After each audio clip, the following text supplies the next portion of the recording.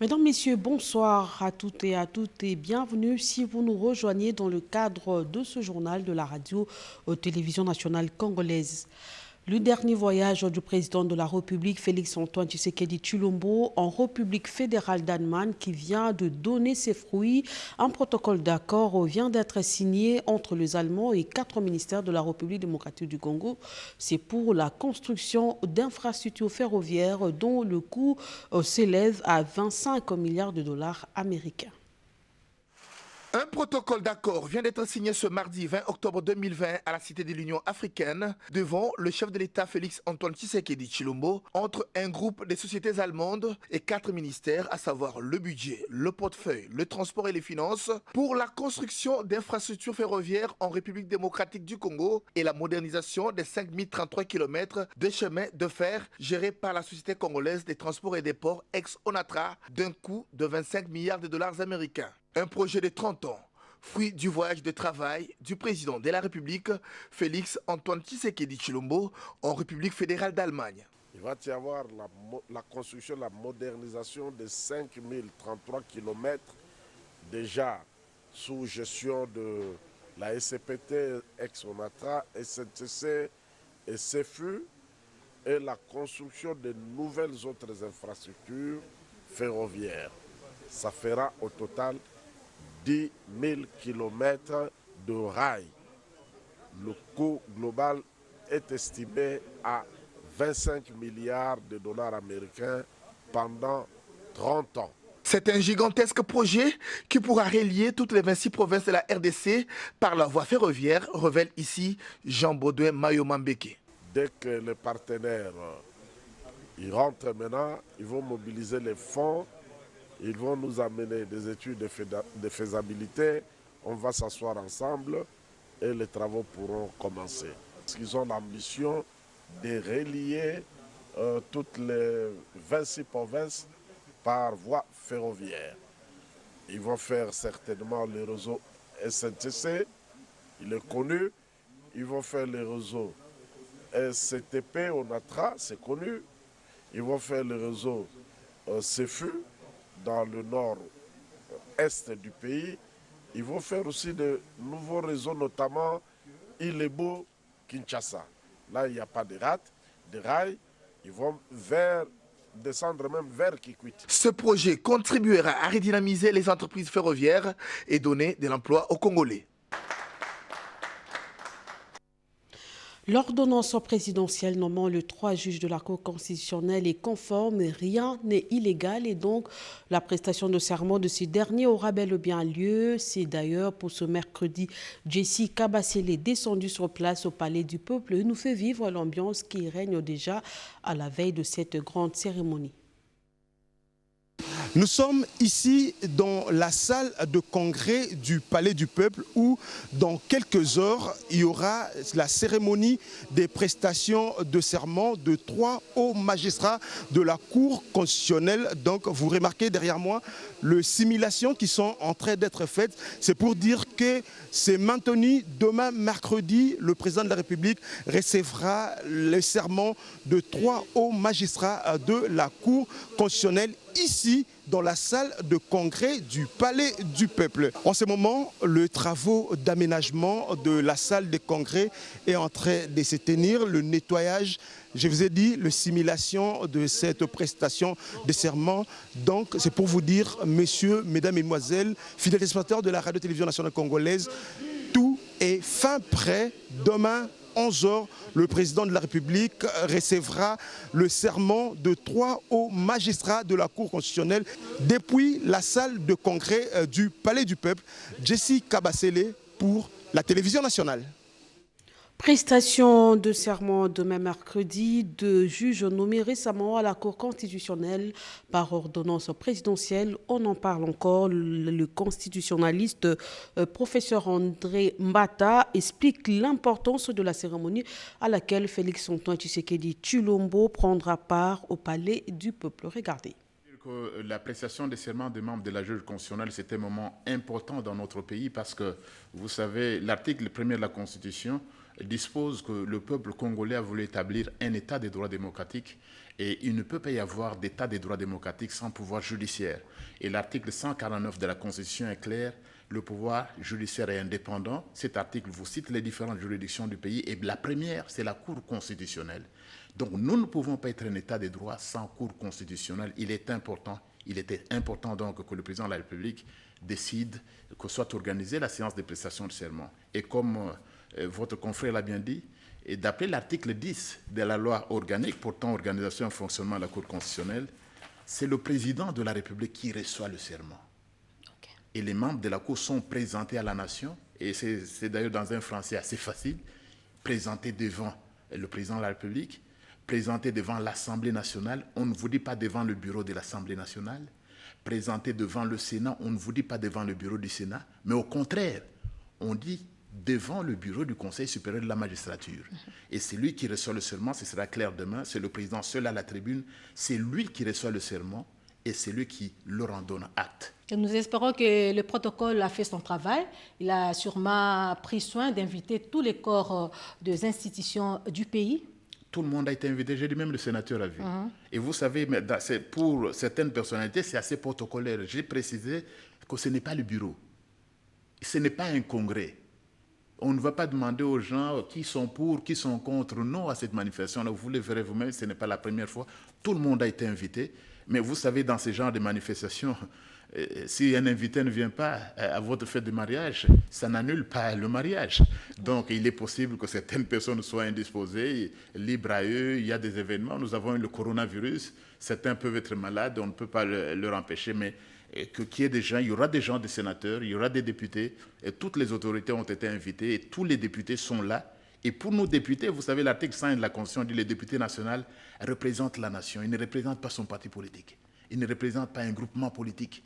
Donc le fait, par exemple, que certains de nos partis politiques donnaient des injonctions pour que les députés et les sénateurs ne viennent pas, ça, c'est contraire à la Constitution de notre pays. Et j'espère que les députés ne vont pas suivre ça. C'est donc un grand moment auquel nous allons assister demain. Un message particulier aux téléspectateurs qui nous suivent à ce moment par rapport à cette cérémonie de demain. J'imagine que c'est quand même un grand rendez-vous pour vous en tant que constitutionnaliste. C'est un grand rendez-vous non seulement pour nous comme concernés, mais pour la nation. Voilà. Parce que sans cette cour, mais il n'y a pas d'état de droit. Sans cette cour, par exemple, mais qui va juger de la légalité, de la constitutionnalité des actes du Parlement? Qui va, donc, elle est importante. C'est pourquoi dans l'article 10, vous dit ils sont présentés à la nation. C'est pourquoi il n'y aura pas que les députés, même les composants de la société civile, parce qu'ils sont présentés devant la nation et la justice est rendue devant le peuple. Ce qu'il faut ajouter aussi, Jean, dans les dernières minutes, je félicite nos amis sénateurs du FCC qui ont utilisé l'article 58 pour faire une requête en interprétation de la Constitution. Qui dit quoi, cet article? Cet article parle de la composition de la Cour constitutionnelle. Il y a 3 membres, 9 membres. 3 viennent du Conseil supérieur de la magistrature, 3 du Parlement et 3 du Président de la République. Bon, et cet article vous dit que le mandat est de 9 ans. Mais pas plus de 3 ne feront plus de 9 ans, parce qu'il y a le tirage au sort. Personne ne fera le 9 ans quand on parle non, on a suspendu le mandat des uns et des autres. Non, ils ne feront pas parce qu'il y a le tirage au sort, ils vont partir. Et on a même vu dans le cas de l'actuel président du Conseil d'État, le professeur Vundawe, qui a quitté en plein mandat, qui est parti diriger et le Conseil d'État. Il n'y a pas eu de critique parce que c'était parfaitement constitutionnel. Donc je disais que même cette requête qui a été introduite, il faut féliciter nos amis. Il faut qu'on commence à prendre, et heureusement, l'avènement du président Félix Tshisekedi réveille tout le monde. Tout le monde se dit attaché au texte, c'est une bonne chose, mais le X, c'est celui-ci. Une requête en interprétation ne peut pas annuler une ordonnance présidentielle et tous les bons juristes, même tous nos étudiants le savent. Donc, avant même, ils peuvent, je les invite eux aussi, à venir assister à la prestation de serment des membres de la Cour constitutionnelle. Et on verra après, la Cour va après examiner leur requête en interprétation. Le professeur André Mbata était l'invité de Luisette Nsakala. Autre chose, quelle est la situation de l'Assemblée provinciale du Congo central? Cette question a fait l'objet d'une rencontre du président de la Chambre haute du Parlement, Alexis Tambwe-Mwamba, et le président de l'Assemblée provinciale du Congo central, Anatole Matousila. Reportage, Eugénie Dada Chabani. Le Sénat est l'émanation des assemblées provinciales. Voilà pourquoi le président de l'Assemblée provinciale du Congo central, Dr Pierre-Anatole Matousila, a tenu à informer le président du Sénat, l'honorable Alexis Tambou-Mwamba, de la situation qui prévaut actuellement dans cette institution de la province. Chez nous, au Congo central, un groupe de personnes s'est introduit par effraction pour organiser une réunion informelle dans la salle de plénière. Je dis bien un groupe parce que parmi eux, il y avait des députés, il y avait quelqu'un qui n'avait plus qualité, il y avait 2 autres députés qui étaient en instance de régulariser leur retour de droit. Donc ces groupes de personnes qui organisaient une réunion informelle se sont permis de déchoir le président et le vice-président. Et toujours par effraction, ils ont mis en place une commission électorale pour procéder au changement à la tête de notre institution. Ils sont allés jusqu'à écrire même au vice-premier ministre et ministre de l'Intérieur pour lui mettre au courant des changements qu'il venait d'opérer dans notre institution. Nous sommes venus le voir pour lui informer de la situation qui prévaut au sein de notre institution, afin que, comme institution, le Sénat peut nous aider à résoudre cette crise. Le président, dans le cadre de sa mission, il va s'impliquer pour que l'ordre puisse revenir dans notre province. L'objectif est d'accroître la puissance de transit du courant électrique produit par le central Dinga 1 et 2. La Société nationale d'électricité vient de réhabiliter la station de conversion Dinga et celle de Kolwezi. C'est avant la remise en service dans le tout prochain jour de groupe de centrales hydroélectriques Dinga 1 et 2 en réhabilitation. Yvette Makontima pour le détail.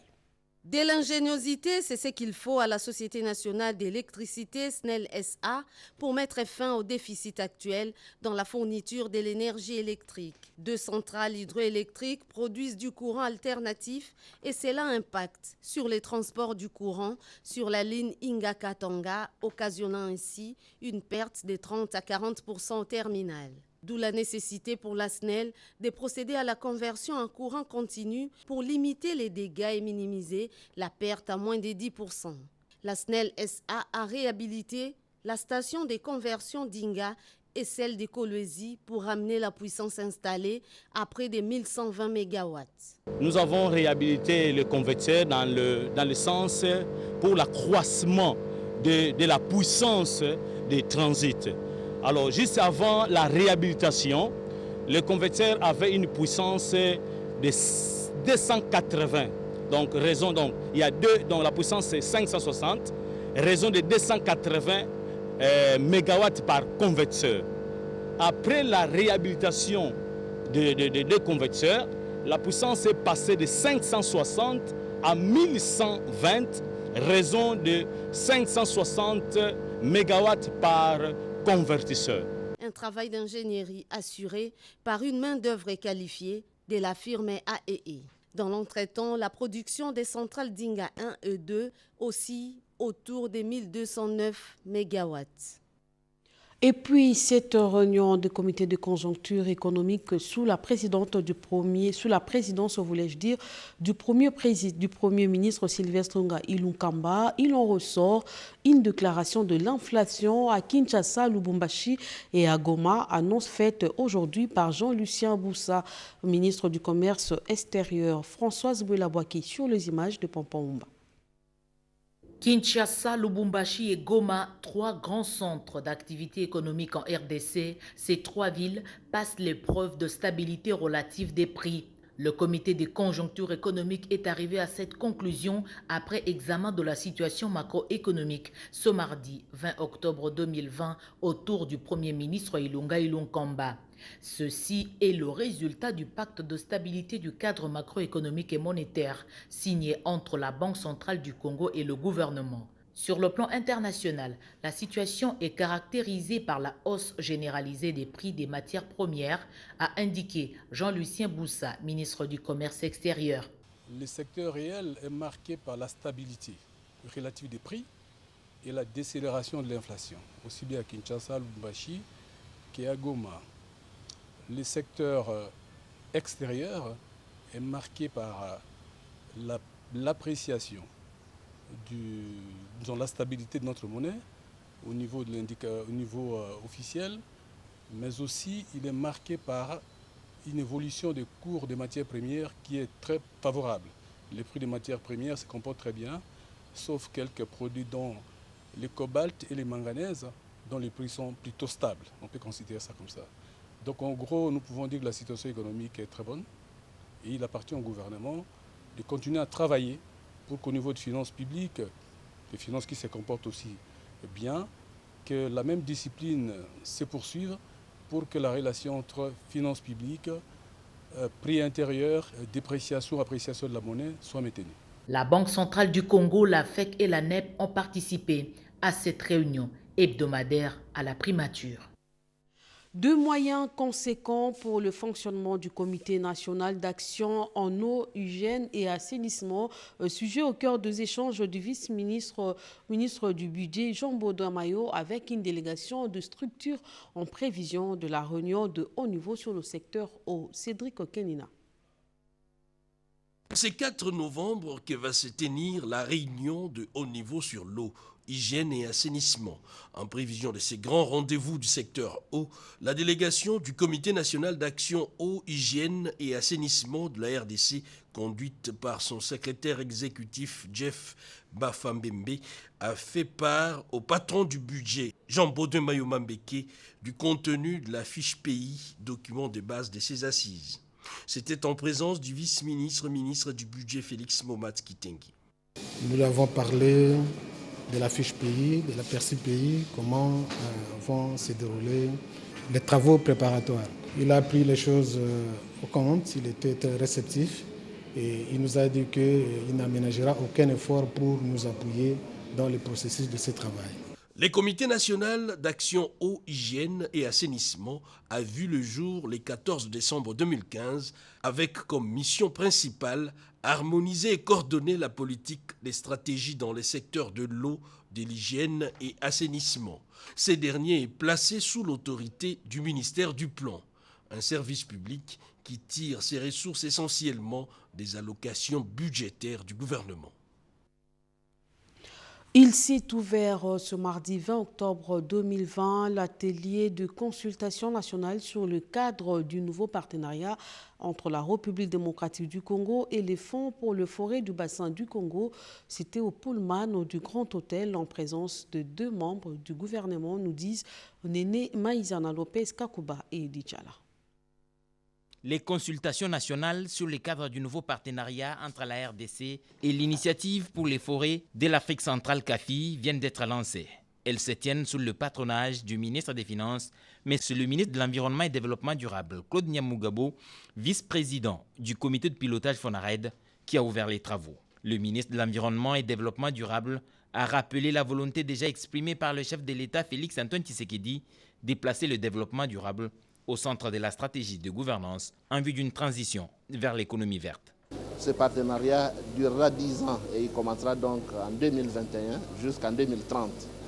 Nous sommes en train de faire l'état des lieux de ce qui a été fait pendant les 4 ans passés, projeter de nouvelles actions pour les partenariats de 10 ans à venir et prendre de nouveaux engagements pour la République démocratique du Congo. Et la deuxième tranche était conditionnée par l'atteinte de certains jalons. La vérification a démontré que ces jalons étaient réalistes et qu'ils étaient plus ambitieux. On a mis des jalons très ambitieux pour un temps très réduit. Et donc, il faut corriger ça dans le deuxième partenariat. Le premier partenariat entre la RDC et CAFI, à travers la lettre d'intention signée en avril 2016 et qui arrive à échéance en décembre prochain, a permis au pays d'obtenir 200 millions de dollars américains, y compris la contribution de la Suède et de la coopération japonaise. Dans le cadre de sa politique de gestion de la relation client, la Caisse nationale de sécurité sociale des agents publics de l'État a accordé une attention soutenue durant l'année 2019 à la proximité auprès de sa clientèle. Elle a également posé le jalon pour le déploiement à l'intérieur du pays. C'est ce qu'on peut retenir du rapport annuel 2019 de la CENSAP rendu public ce mardi 20 octobre. La cérémonie a été présidée par la ministre de la fonction publique Yolande et Bongo Bosongo. Regardez. La tradition a été une fois de plus respectée. Un exercice de recevabilité et de transparence que la Caisse nationale de sécurité sociale des agents publics de l'État se soumet chaque année depuis sa mise en opération en 2015 par la publication des rapports annuels de sa gestion. La tâche n'a pas été facile pour l'année 2019, reconnaît Cédric Tombola Mouquet. En 2019, la croissance a connu un repli. Ces replis consécutifs au ralentissement de l'activité dans les principaux secteurs porteurs de croissance, principalement les secteurs extractifs et les secteurs des BTP. Mais surtout, c'était une année de faible croissance en profondeur. Et on le voit également dans le contexte des finances publiques, qui a été un contexte difficile en 2019. On le voit à travers le solde budgétaire, le solde des opérations financières de l'État, qui a affiché un déficit important de 497 milliards de francs congolais à fin 2019. Une prouesse saluée par Yolande Ebongo Bosongo, qui affirmait qu'elle militera pour que le gouvernement, en sa qualité de géniteur et partenaire privilégié de la CENSAP, continue à donner sa contribution en faveur de la Caisse. Et le ministre de la fonction publique d'annoncer: le gouvernement ne compte ne ménager aucun effort pour le maintien de bonnes pratiques au sein de la CENSAP. C'est pourquoi, dans un avenir très proche, notre caisse sera dotée des organes de gouvernance pour justement améliorer sa gestion orthodoxe. Cette cérémonie a été sanctionnée par les baptêmes de ces rapports annuels. Les artistes Gbodo et Maman Mboudi ont joué un sketch sensibilisant les agents de l'État à contribuer à la caisse pour préparer leur retraite.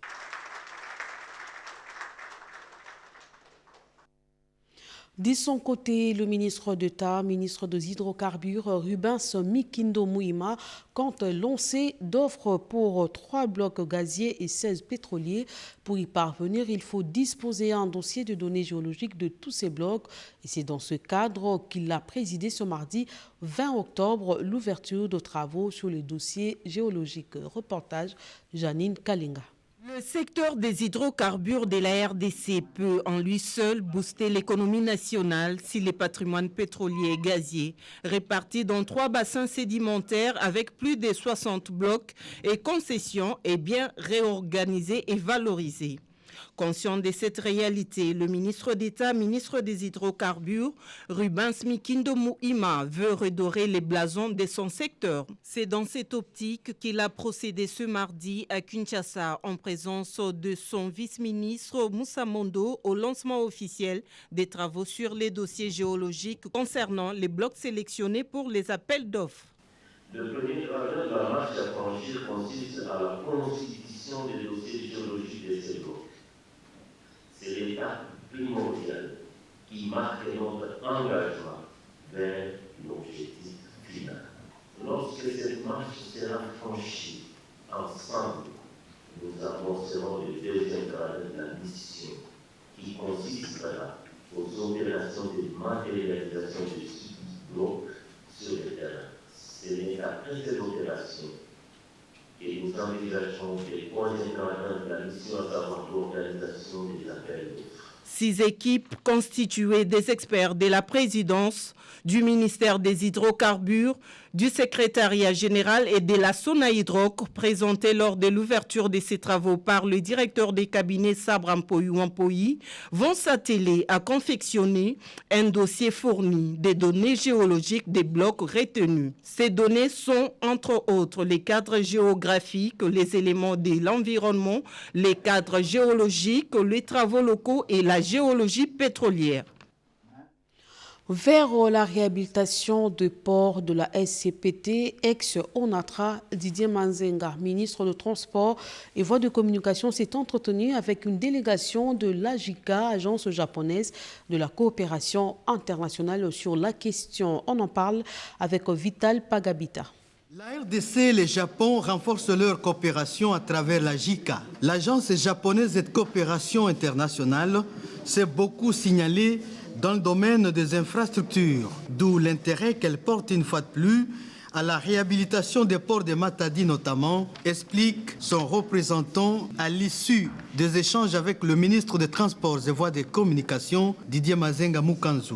Avant la fédération, malheureusement, nous ne pouvons pas, comment dirais-je, mais aussi, nous n'avons pas encore fait l'étude détaillée, technique. Donc, c'est un peu prématuré de dire le coût du projet. La JICA reste donc un partenaire privilégié de la RDC pour la réalisation de beaucoup de projets d'intérêt national. Au vu de l'évolution de la pandémie à coronavirus qui continue à secouer de plein fouet le monde, l'hygiène de main reste le maître mot. C'est ce qui justifie cette dotation de gel cosmétique à la régie de voies aériennes et Congo Airways, une dotation d'un gel cosmétique à travers l'agence Galaxy Media qui s'inscrit dans le cadre de la campagne de distribution de kits de lavage de mains. Suivez. Voyager par l'aéroport international de Njili, porte d'entrée et de sortie de la République démocratique du Congo par la capitale Kinshasa, implique depuis le début de la pandémie à coronavirus l'observance de mesures sanitaires édictées par les autorités. Parmi ces mesures, le test Covid voyage qui doit être sous-tendu par le respect de gestes barrières à travers surtout le lavage régulier de mains par le voyageur sur le site de l'aéroport. Une problématique s'est posée avec acuité, c'est celle de produits essentiels d'hygiène. Ayant exprimé un tel besoin, la régie de voies aériennes et la compagnie d'aviation nationale Congo Airways ont reçu 10 tonnes de kits composés de sprays désinfectants, gel hydroalcoolique, de lingettes Bactigel et autres, une dotation d'un gel cosmétique. Nous nous sommes dit, nous devons venir vous encourager. Vous encourager parce que vous respectez les gestes barrières. Et nous produisons, nous fabriquons des produits indispensables à l'accomplissement des gestes barrières contre la Covid-19. Le représentant de la RVA et le directeur général de Congo Airways, dont la compagnie célèbre ses 5 ans de vol, ont exprimé leur reconnaissance. C'est un moment de joie pour nous. Et il est important que nous puissions également donc vous remercier. Depuis que la Covid est apparue, nous nous sommes engagés à pouvoir lutter. La lutte contre la Covid-19 est une affaire de tous. Ici passent beaucoup de gens, beaucoup de passagers et des accompagnateurs. Et nous aurons besoin justement de ces produits désinfectants pour désinfecter, que ce soit les chariots, que ce soit les carousels à bagages, que ce soit partout où passent les passagers. À coup sûr, ces lots de produits dont gel cosmétique va contribuer efficacement à la lutte contre la Covid-19 parmi les travailleurs et autres voyageurs, voire tuer toute la batterie en divagation sur ces sites aéroportuaires. La vice-première ministre du Plan, Élisée Mounemboué, poursuit sa mission en province à l'étape de Bukavu. Elle a présidé ce mardi une session de sensibilisation et de vulgarisation de réformes entreprises par le gouvernement. Hommes d'affaires, députés et ministres provinciaux ont échangé sur la situation du climat des affaires. Suivez. Ceux du Nord Kivu, il y a quelques jours, les députés provinciaux, ministres provinciaux et entrepreneurs du Sud Kivu ont eux aussi eu leur moment d'échange sur les difficultés qui freinent le bel élan de la pratique des affaires dans leur province. Ce qui devrait être une matinée de sensibilisation et de vulgarisation de réformes initiées par le gouvernement s'est très vite transformé en cadre de dialogue entre différentes parties prenantes au processus d'amélioration du climat des affaires. Après le discours de la vice-première ministre du Plan, Élisée Mounemboué, et la présentation du directeur général de l'Agence nationale pour la promotion des investissements, Anthony Kinzo Kamole, les hommes d'affaires du Sud Kivu en sont à bout, discuter le remède à proposer face aux maux qui rongent leur secteur. De la fiscalité lourde avec la multiplicité de taxes à la corruption, toutes les pratiques mafieuses ont été dénoncées par ces entrepreneurs. Entre deux interventions, la vice-première ministre du Plan, a rassuré ses Kivusiens de la volonté du gouvernement et de son ministère à accompagner les investisseurs locaux afin de stimuler le développement du pays à partir de provinces. Ces fructueux échanges ont abouti à une batterie de propositions qui seront portées par le représentant du gouvernement central pour une possible considération à plus grande échelle. Après Kindu, Goma et Bukavu, sera au tour de la ville de Kananga de recevoir la mission conjointe de sensibilisation ANAPI, ministère du Plan. Et sous le haut patronage du président national de l'Église du Christ au Congo, la Fédération nationale de la jeunesse protestante a organisé mardi en la cathédrale du centenaire protestant un atelier de réflexion sur le thème « Les processus de la balkanisation de la République démocratique du Congo hier et aujourd'hui, comment l'arrêter ?» Eddy Tchala nous en dit plus. La question est clairement posée et sans ambiguïté aucune. Le processus de la balkanisation de la RDC, hier et aujourd'hui, comment l'arrêter? C'est dans le thème de cet atelier de réflexion organisé par cette jeunesse protestante. 2 orateurs se sont succédés à la tribune.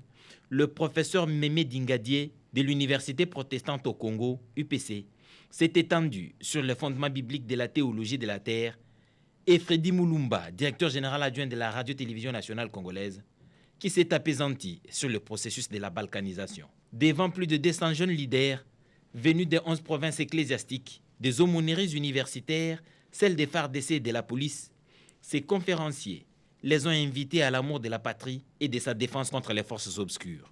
De telles rencontres visent à mobiliser la jeunesse, à mobiliser la population congolaise pour travailler durement, résister à toute forme d'occupation afin que l'unité nationale soit toujours sauvegardée.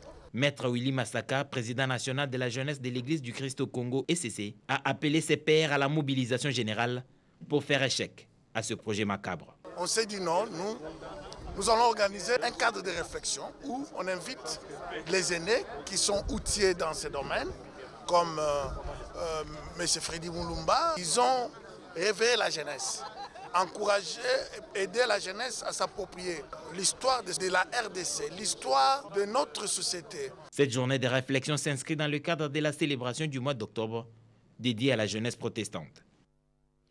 Les questions liées à la promotion des droits de l'enfant congolais, le combat de la femme et la lutte contre la Covid-19 par les femmes en République démocratique du Congo, la ministre d'État, ministre du Genre, Enfants et Famille, Béatrice Lomea, s'est entretenue tour à tour avec le représentant de l'UNICEF en RDC, la directrice générale d'Evlisco Congo, ainsi que la délégation du collectif de femmes pour la marche mondiale, nous dit Yvette Makuntima.